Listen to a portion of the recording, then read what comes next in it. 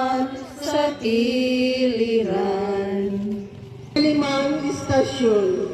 Si Simon nga taga Cirene, nitabang pagpasan sa krus ni Jesus. Daygon og simbahon ka o Kristo.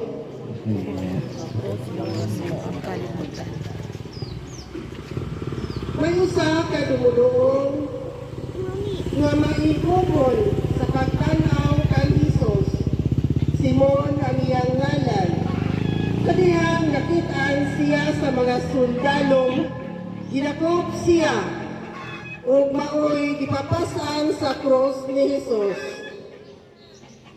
Pamanando, mga igsoon, bisan dili tinuyo, apan talagsaong pribilehiyo ang naangkon ni Simon nga taga Cirene. Nakatabang siya pagpasan sa mabugat nga krus. Ang iyang gibuhat nakapagaan sa palasanon.